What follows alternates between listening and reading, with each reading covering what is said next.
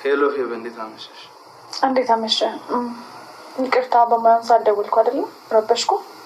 አረ ምንም ችግር የለውም፣ አልረበሽኝ። ቅድም እኮ ራሴን አሞኛል ተኛ ብለኸኝ ስለሄድክ እኔ ደግሞ ደውዬ ስላልጠየቅኩ ግራ ገብቶኝ ነው። ደግሞ ምናልባት ተኝተህ ከሆነ እንዳረብሽ ብዬ ነበር። ብቻ በዚህ ሁሉ ውስጥ ሆኜ ነው አሁን የደወልኩልህ። ተሻለክ? አዎ አሁን እንኳን የተሻለኝ ነው፣ ደህና ነኝ። ለነገሩ ለአንቺ እንኳን አስታውሽ መደወል የነበረብኝ እኔ ራሴ ነበር። ኧረ ችግር የለውም፣ ዋናው አንተ ደህና መሆንክ ነው። አሁን ደህና ነህ አይደል? አዎ በጣም ደህና ነኝ። እንዳትጨነቂ፣ እኔ በጣም ደህና ነኝ። እሺ በቃ ነገ ትምህርት ቤት እንገናኛለን።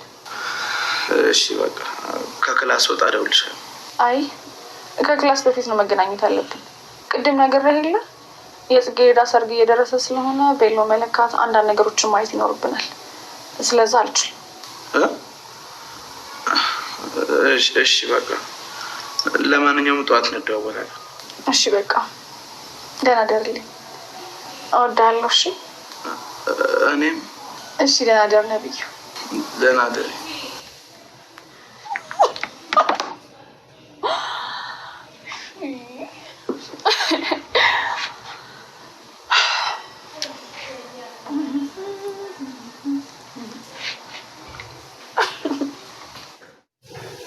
ሰላም ጤና ይስጥልን። እንዴት ናችሁ? ደህና ናችሁ? እኔ በጣም ደህና ነኝ፣ እግዚአብሔር ይመስገን። እንዴት ናችሁ? የጽጌረዳ ድራማ ተከታታዮች እንዴት ቆያችሁ? እኔ እግዚአብሔር የተመሰገነ ይሁን። እንግዲህ ሌላ አሰሪዋ በድንገት እንግዲህ ካፏ እንግዲህ የራሷ የሆነ የምትመገበው ነገር አላትና ያንንም እየበላች እያለ እሱ ሰው እንዲያያትም አትፈልግም ማለት ነው። ድንገት ይመጣባትና እሱም ሌላ ምንድነው የምትበይው ይላታል። እሷም ጎመን ነው መድኃኒት ነው እየበላሁ ያለሁት ምናምን ብላ ለመሸወር ትሞክራለች ማለት ነው። እንግዲህ አሰሪዋም ሄዶ ሳሎን በተቀመጠበት ሰዓት እሷም ሂዳ ክችን ተጣጥባ ምን ብላ ትመጣና አጠገቡ ቁጭ ስትል ምንድነው የምትበይው ግን አንቺ የቤት ልጅ ነኝ ብለሽ ነው የመጣሽው፣ ስለዚህ ምንም ህይወት አላውቅም፣ የቤት ልጅ ነኝ አብለሽ አልነበረም ወይ? አሁን ደግሞ ሌላ ነገር እያየሁብሽ ነው ወጣ ያለ ባህሪ በማለት እንግዲህ በጥርጣሬ አይን እያያት ነው ማለት ነው። እንግዲህ እሱም ቀስ ብሎ ምንድነው የምትበይው? ይሄ ምንድነው? ጫት ነው ወይ የምትበይው? እሷም የበላችው የነበረ ጫት ስለሆነ እንግዲህ ጫቱንም ሲያይባት ዳ ተፍታ ከመጣይ በኋላ ጫት እየበላሽ ነው ወይ ይላታል። እሷም ጭራሽ ጫት የሚባለው ነገርም እንደማታውቅና ይሄም የተሳሳተ እንደሆነ ትነግሯለች ማለት ነው። እንግዲህ እሷም ደግሞ አንዴ አንተ እያለች ስትጠራው እሱም ደግሞ ለምንድን ነው አንተ ወይም አንተ እያልሽ አንዴ አንተ የምትይኝ ለምንድን ነው እያለ ይቆጣታል ማለት ነው። እሷም ደግሞ አይ እኔ አንተ ጋር ህይወት ሲጀምር የመጀመሪያዬ ነው እያለችው ነው ማለት ነው። ህይወት አላቅም፣ እንዲሁም ደግሞ ምንም ወንድ አላቅም፣ እንደገና ደግሞ እኔ እንደዚህ አይነት እንትንም ጫትም ሆነ ምንም እኔ አላቅም እያለችው ነው ማለት ነው።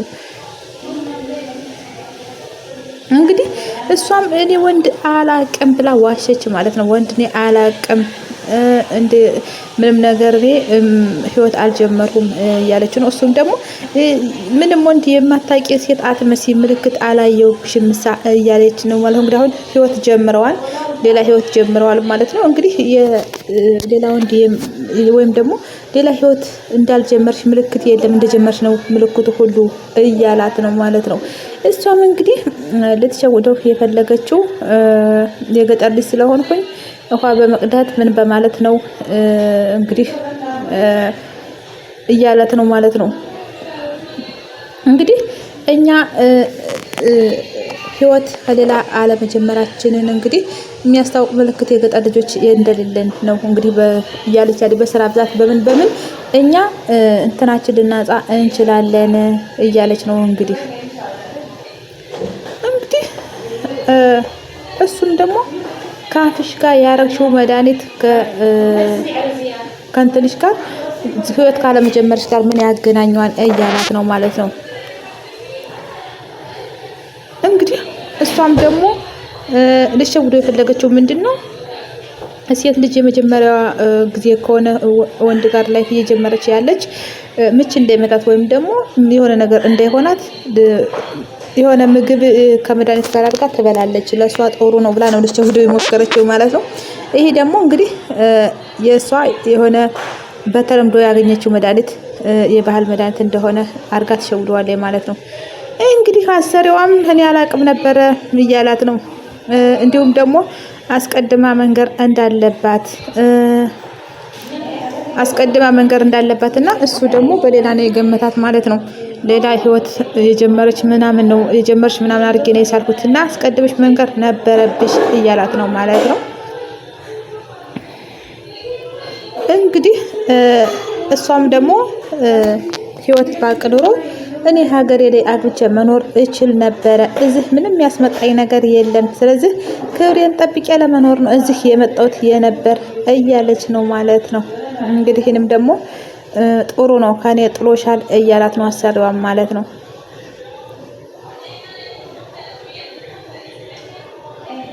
እንግዲህ በዚህም መሀል እሱም ይሄንን ነገር ሊያምናት ችሏል ማለት ነው።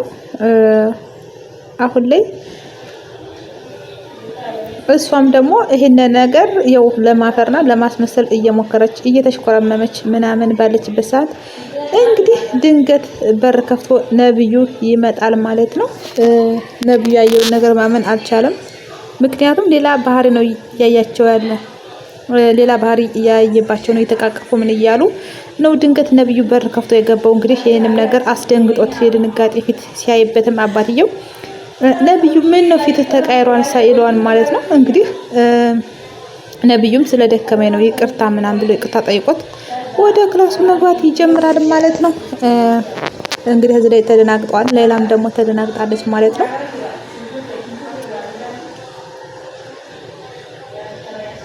እንግዲህ ሌላም እኛ ተፈናል ላይ ነበረ እያለች ነው ማለት ነገር ከልባቸው አይደሉም። አባትየውም እንግዲህ ነብዩን እስቲ ክላሱ ገብቼ ልየው አንቺ ተረጋጊ ብሏት እንግዲህ ወደ ክላስ ነብዩን ተከታትሎ መሄድ ጀምሯል ማለት ነው። ነገር ግን ከክላሱ ደግሞ ያገኘው ነገር በጣም የሚያስደነግጠው ነገር ነው ማለት ነው። መኮንን ከክላሱ ሆኖ ልብስ እየለባበሰ ድንገት ያገኘዋል ማለት ነው። እንግዲህ ነብዩም ደግሞ ምንድነው ይሄ ነገር ይለዋል ማለት ነው።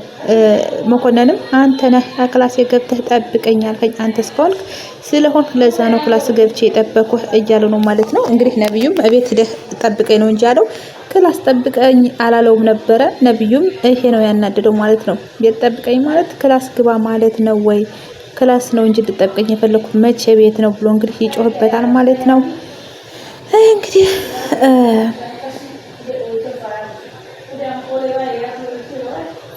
እንዴት ቤት ልትገባ ቻልህ? እንዴት ምንድነው አላየሁም ወይ? እንዴት ሊያስገቡህ የቻሉ ብሎ እንግዲህ ነብዩም በጣም ትገርሞታል ማለት ነው። ይሄ ነገር እንግዲህ ሌላም አልነገረችኝም እሳ አላየችም ወይ? እንዴት ፈቅደውልህ ወደ ክላሴ ገባህ ነው እያሉት ያሉ ማለት ነው። እዚህ ላይ እንግዲህ የሌላና የመኮንን የሆነ ሴራ ያለ እጃቸው የሆነ ሴራ ያለ ይመስላል ማለት ነው። ነብዩ እውነት ለመናገር በጣም በተለያየ ምክንያት እየተጎዳ ነው። ሁሌ ነው በጣም እንትን እያለ ነው። አንደኛ እንግዲህ በጓደኛዋ የተነሳ የሚወዳትን ፍቅረኛውን አጥቷን፣ አሁን ደግሞ ሌላ አባቱ ሌላ ነገር ሲያደርግ ማየት ይሄ በጣም ትልቅ ነገር የሚገርም ነገር ነው ማለት ነው። ነብዩም እንግዲህ ራሱን አሞት ነበር እያየ ያለው ነገር ሌላ በቃ ነገር ስለሆነ ራሱንም እንግዲህ እያሻሸ አንገቱን ደፍቶ ቁጭ ማለት ይጀምራል ማለት ነው። በጣም ፈተና በዝቶበታል እውነት ለመናገር። ይሄ እሱ ደግሞ በተቃራኒው በጣም መልካም ሰው ነው፣ ለሰዎች መልካም የሚያስብና በጣም በቃ ጥሩ ሰው ነው ማለት ነው። እንግዲህ ነብዩ አንገቱን ደፍቶ እንግዲህ ማዘንና ማሰብ ይጀምራል ማለት ነው። የሆነ ያለው ነገር በጣም ግራ ገብቶታለኝ። መኮንንም እንግዲህ በቃቸው በማለት እንግዲህ ወደ ክላስ ወጥቶ ወደ ውጭ መውጣት ይጀምራል ማለት ነው። መኮንን ሌላ ነገር ያሰበለት ይመስላል። እንግዲህ ዝም ብሎ ከሰው ክላስ ዘሎ መግባት ከባድ ነገር ነው። እንግዲህ ወደ ውጭ ወጥቶ ሄዶ ሳሎን መቀመጥ ይጀምራል ማለት ነው። ሄዶ ተቀመጠበትም እንግዲህ ሌላ እየተፈጠረ ያለውን ነገር ትነግሯለች ማለት ነው።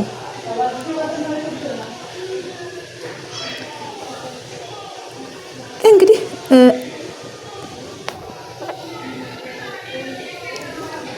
ተወዳጆች ቪዲዮውን አይታችሁ ሲጨርሱ እንግዲህ ሼር፣ ላይክ፣ ሰብስክራይብ በማድረግ አበረታቱኝ። መልካም ቆይታ